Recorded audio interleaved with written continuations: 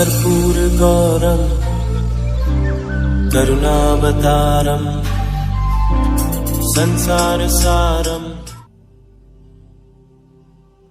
ओम शिवाय, जय माता दी। पुनः स्वागत है आप सभी का हमारे बहुत प्यारे से धनु राशि के जातक और धनु लगन के जातक 1 तारीख से लेकर 31 तारीख यानी कि जुलाई का जो ये महीना है, ये जो समय अवधि है 1 से लेकर 31 तारीख के मध्य आप सबके लिए कैसे जाने वाली है। तो मेरी निजी प्रार्थना रहेगी, जाने तो बहुत अच्छी वाली है, लेकिन इस बात को थोड़ा सा मैं स्मरण करवाना चाहता हूँ या दिलवाना चाहता हूँ कि बस अब आपको ब्रेक लगानी पड़ेगी। बहुत कर लिया आपने दूसरों की प्रगति के लिए। अब इस चीज़ को स्वीकार कर लीजिए कि वो जिस अवस्था में है आपकी परफॉर्मेंस डाउन होती जा रही है। अब बहुत कर लिया दूसरों के लिए, अब इस लेसन को याद कर लेते हो तो उस बेस पे कहा जा सकता है कि अब आपकी प्रगति नहीं रुकने वाली है। आपके जीवन के प्रत्येक क्षेत्र में जो कार्य हैं वह तेज़ी में आना शुरू हो चुके हैं। बस आपको ये जो बहुत ज़्यादा ज़बरदस्ती घुस के लोगों के जीवन को संवारने का कार्य करते हो और अपने भाग्य की ऊर्जा उनके भाग्य को संवारने में लगा देते हो और फिर शिकायत करते हो कि बताइए कोई भी ग्रह मेरे पक्ष में नहीं बनता है, बहुत लंबा समय हो गया है। पहले 7.5 का काल आया था, उसके बाद वो गई, बीच के जो 2.5 साल थे वह भी पता नहीं भगवान जाने कैसे निकले। अब पुराना जो है ये दोबारा शुरू हो गया है।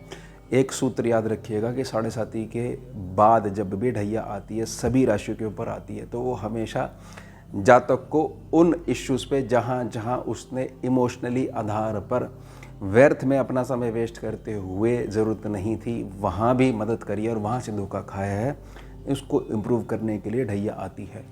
तो ढैया 7.5 काल जो सिखाती है बहुत सारी चीज़ों का फल भी देती है प्रारब्ध के अनुसार, लेकिन ढैया में वह पुनः न्याय करने आती है।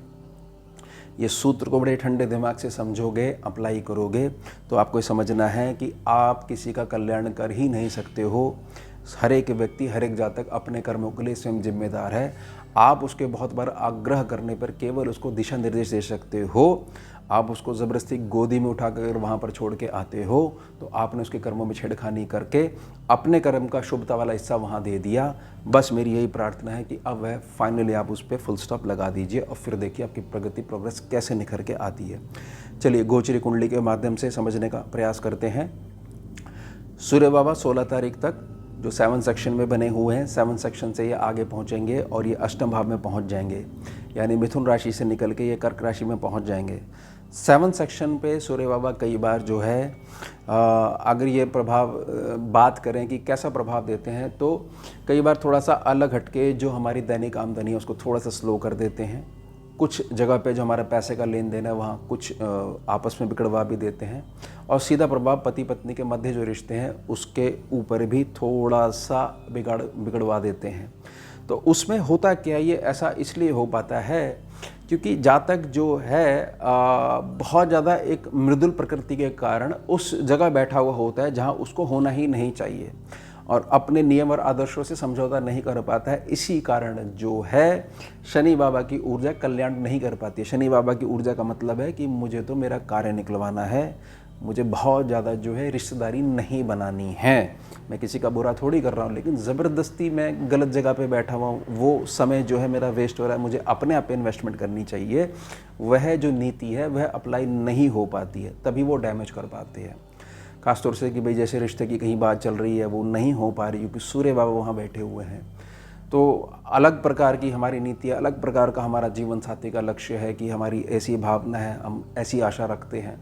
तो उन सब चीज़ों में ना एक थोड़ा सा ना आपको यह चीज़ समझ में आ जाती है कि जिस हिसाब का देश है वैसा ही भेष रखना पड़ता है। कुल मिला के हमारी परफॉर्मेंस कभी भी कॉम्प्रोमाइज़ नहीं होनी चाहिए। सूर्यदेव जैसी अष्टम में पहुंचेंगे तो अष्टम भाव में जो भी अंधकार है, जो हमारी प्रोग्रेस को नीचे कर रहा था, उसको रिलीज़ करना शुरू कर देंगे। उसके पश्चात मंगल देव को समझिए। मंगल और केतु क्या है, 9 सेक्शन पे बैठे हुए हैं, 28 तारीख तक बैठे हुए हैं, 28 जुलाई तक बैठे हुए हैं। ये अंगारक जो नेगेटिव क्षमताएं हैं उनको बढ़ाना शुरू कर देते हैं और जातक जो है एक ही नीति में मतलब जो है फंस के रह जाता है कि मेरी एक लिमिट है, मैं ऐसा नहीं बात कर सकता, मैं उस जगह जाके काम ये वाला नहीं कर सकता, समाज में मेरी एक ऐसी पहचान है, ये काम मेरे लिए नहीं बना है, मैं इतना अधिक किसी व्यक्ति की नहीं सुन सकता। ये है मंगल केतु का प्रभाव। तो उस प्रभाव से 28 तारीख के पश्चात से मुक्त हो जाएगा, क्योंकि मंगल फाइनली आगे मूव करेंगे और ये आपके 10वें सेक्शन में पहुंच जाएंगे। 10वें सेक्शन में पहुंचते ही सबसे अच्छा कार्य ये करेंगे कि आपके कर्म स्थान पे, आपका जो कर्म क्षेत्र है वहाँ पर जो पैसा अभी तक नहीं आ पा रहा था वह आने लग जाएगा, क्योंकि सूर्य भी 7वें सेक्शन को छोड़ेंगे और मंगल भी 28 तारीख के बाद जो है 10वें सेक्शन में पहुंचेंगे। 10वें सेक्शन में बहुत अच्छी परफॉर्मेंस रहती है, एक प्रकार से उच्च प्रभावी होकर ये काम करते हैं। अगर काल पुरुष से अगर हम गिनते हैं तो ये 10वां जो है राशि पड़ती है, 10वां सेक्शन जो पड़ता है। उसके पश्चात बुध देव को समझ लेते हैं। बुध देव जो यहीं पे बैठे रहेंगे अष्टम भाव पे कर्क राशि में, लेकिन 18 तारीख से यह वक्री और अस्त हो जाएंगे। अब यह प्लैनेट आपको लाभ कैसे देगा, समझिएगा कि बुध देव को जब मौका मिलता है अपनी चलाते हैं और उनको बहुत अच्छे से पता है कि कर्क राशि यानी चंद्रमा के घर में मैं बहुत कुछ अच्छे से चला सकता हूं, और चंद्रमा जो है ज़बरदस्ती मेरे से इतना अधिक लगाव रखते हैं, मुझे इग्नोर करेंगे ही करेंगे। ऐसा ना किसी छोटे बच्चे में बहुत ज़्यादा लाड हो, वो उसकी कुछ गलतियां जो है अनदेखी कर देते हैं माता पिता की, बहुत ज़्यादा लाड है, यानी कहीं ना कहीं उसको बिगाड़ने में उसकी मदद करते रहते हैं, धीरे धीरे जो उनके ऊपर ही हावी हो जाता है। तो 18 तारीख के बाद से सूर्य देव जैसा इनसे काम लेना चाह रहे हैं वह काम ले लेंगे। तो सुंदर बुध आदित्य योग है, ये आपके भविष्य को निखारने वाली ऊर्जा वर्तमान में ही देना शुरू कर देंगे। साथ ही साथ जो बहुत सारे चलने वाले लंबे कष्ट हैं जिनके बीज वर्तमान में आने लग गए हैं, कुछ बीमारियां उभरने लग गई हैं, उन सब के ऊपर फुल स्टॉप लगाना शुरू कर देंगे ये दोनों ग्रह, जिसमें कि बुध देव जैसा सूर्य देव चलाना चाह रहे हैं वैसा उसको चला लेंगे। बृहस्पति देव के ऊपर बात करते हैं। बृहस्पति देव 9 तारीख तक जो है अस्त प्रभाव में है, उसके बाद ये उदय हो जाएंगे। उदय होते ही एक नियम से बाहर रहेंगे, क्योंकि अतिचारी चाल में है, तो जिस सेक्शन पे बैठेंगे वहाँ पर उतना भार डाल ही नहीं पाएंगे। और इनकी जो सीधी दृष्टि है वह लगन पे पड़ेगी, पहले सेक्शन पे पड़ेगी। तो बहुत सारी चीज़ों की अवेलेबिलिटी कि मुझे क्या करना चाहिए, किस क्षेत्र को पकड़ना चाहिए, सारे डाउट्स जो आपके क्लियर करना शुरू कर देंगे। और जीवन में जो विवाह संस्कार है, घर के जो रुके हुए काम है, छोटे बच्चों के आगे जीवन में जो उनके मांगलिक कार्य हैं, वो सारे कार्यों को जो है एक गति देना, निर्देश देना शुरू कर देंगे। दिशाएं आपको समझ में आने लग जाएंगी। अब शुक्र बाबा को समझिए। शुक्र बाबा जो है आपके छठे सेक्शन से निकल के जैसे ही 7वें सेक्शन में आएंगे, तो 26 तारीख तक ये छठे सेक्शन में बैठे हुए हैं। धनु राशि, धनु लगन का जातक जो व्यर्थ के स्त्री पुरुष आकर्षण में पिछले लंबे समय से जो फंसा हुआ था, अब उसको जो है एक प्रकार की दिव्य दृष्टि जो शुक्र बाबा दे देंगे और उनको समझ में आएगी कि मेरे एक जीवन का एक हिस्सा जो है मैंने इन सब व्यर्थ के आकर्षण के पीछे खराब कर दिया। जीवन साथी होता है, घर की लक्ष्मी होती है, और व्यर्थ का आकर्षण केवल हमारी परफॉर्मेंस को डाउन करता है, समय खराब होता है। तो यह लेसन फाइनली आपको जो है ग्रह सिखा रहा है, उससे जितना अधिक मजबूती से आप सीखते हो उतना ज़्यादा आपकी परफॉर्मेंस निखर के आएगी। और ये चीज़ समझ लीजिएगा कि धनु राशि, धनु लगन का जातक कुछ ना कुछ अब कुछ नई शुरुआत करेंगे कर्म क्षेत्र में, और वह भीड़ से अलग हट के ही कार्य करेंगे। क्योंकि शुक्र केंद्र में यानी कि 7वें सेक्शन में अगर बैठा हुआ है तो जातक जो है किसी को भी कॉपी नहीं करता है। जातक कुछ ऐसा कार्य करता है जिसको दुनिया कॉपी करती है, थोड़ा सा अलग हट के चलता है, इसलिए थोड़ा सा रिजल्ट जो है उसको घूम के मिलता है। अब शनिदेव को समझते हैं। शनिदेव जो है पूरे 2.5 साल तक यहाँ बैठे रहेंगे आपके सुख स्थान के ऊपर, मीन राशि के ऊपर, जो कि चौथे सेक्शन में आपके पड़ती है। 13 तारीख से 13 जुलाई से लेकर 28 नवंबर तक 138 दिनों के लिए वक्री हो जाएंगे। शनि बाबा जहाँ बैठे हैं उसकी गारंटी लेंगे, आपका घर पूरे 2.5 साल तक शनि बाबा चलवाएंगे। बस आपको उनके चरणों में श्रद्धा बना के रखनी है और जीवन में सिद्धांत होने चाहिए। ऐसा नहीं है कि आप थोड़ा सा अलग हट के सिद्धांतहीन जीवन जीने लग जाओ और फिर शिकायतें कंप्लेंट करिए कि बताइए हमें तो रिजल्ट मिलता ही नहीं है। आपका एक एक सेकंड जो है वह कीमती है, समय जो है वह शनि है, उसकी वैल्यू करिए। और जो प्रोडक्टिविटी है उसको आपने बढ़ाना है पहले अपनी सोच में, तो शनि रिजल्ट देंगे। प्लस जो ये वक्री होंगे ना, वक्री होने से जो इनकी एक भाव पीछे सेक्शन निखारने वाली जो काबिलियत है वह बहुत ज़्यादा निखर जाएगी पूरे 138 दिनों तक। तो वहाँ पर जो राहु बैठे हुए हैं तो राहु को नियंत्रित करेंगे, कुछ ना कुछ नए काम आपके पास जुड़ेंगे, कुछ ना कुछ लर्निंग आपकी होगी, दिमागी कैलकुलेशन जहाँ पर मैथमेटिक्स की जो मदद ली जा सकती है वह चीज़ होगी।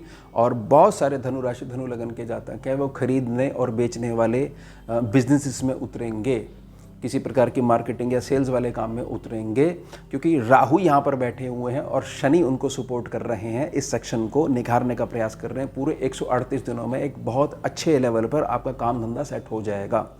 याद रखिएगा, राहु बाबा जो यहाँ पर बैठे हुए हैं यहाँ बैठने का मतलब ये है कि जितना आप दिमागी कैलकुलेशन लगा के सीखते जाओगे उतना अधिक अपने भविष्य को यह मजबूती दे दोगे कि इस काल तक जो है मैं अपना धन निकालता ही रहूँगा।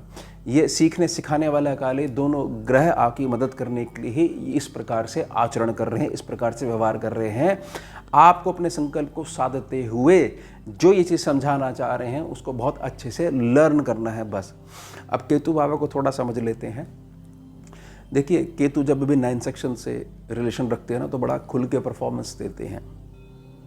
केतु बाबा सिर्फ और सिर्फ एक चीज़ कह रहे हैं कि अपने जीवन में नित्य सेवा के आधार पर भूखे को भोजन और प्यासे को पानी वाली भावना है उसको जागृत रखना, जिससे कि जो एक्स्ट्रा हीट मैं बनाता हूँ, क्योंकि मैं सिंह राशि में बैठा हुआ हूँ, लंबे समय तक मैं बैठा रहूँगा, वह रिलीज़ होती रहे। अगर आप यह नियम कर लेते हो तो मैं किसी भी प्रकार की अगर डिस्टर्बेंस देना चाहूँगा आपके भाग्य सेक्शन में वह नहीं दे पाऊँगा। मैं नहीं दे पाऊँगा तो यही मैसेज सामने मेरा ही जो दूसरा हिस्सा है राहु को जाएगा, प्लस शनि बाबा जो उसको कंट्रोल करना चाह रहे हैं वो केवल 138 दिन नहीं, फिर वो पूरे 18 महीनों तक, जब तक ये तीसरे सेक्शन में आपके बैठे हुए हैं तब तक ये उस चीज़ को देते ही रहेंगे। तीसरे सेक्शन का राहु जो है वह पूर्णतः आपके पक्ष में होता है, बस थोड़ा सा वह घर गृहस्थी में अनुभव के आधार पर कुछ थोड़े से मतभेद करवा सकता है, अदरवाइज इसकी परफॉर्मेंस बहुत अच्छी जाती है। बस किसी भी प्रकार से आलस्य को नहीं अपनाना है, कंसिस्टेंसी को बरकरार रखना है कि रोज़ करने से धीरे धीरे स्टेप्स चढ़े जाते हैं और रिजल्ट भोगा जाता है। तो कुल मिला के अब समय आ गया है कि बहुत हो गई व्यर्थ में सेवा, बहुत होगी व्यर्थ में सलाह। अब सारा जो पोटेंशियल है वह अपनी प्रोग्रेस में ही आपको लगाना है, ये मेरी निजी प्रार्थना रहेगी। तो योग है हमारा उत्तम विषय। मिलते हैं आपसे अगले भाग में नए विषय के साथ। जुड़िए और जोड़िए। ओम शिवा, जय माता। भुजगेन्द्रहारं कर्पूरगौरं करुणावतारं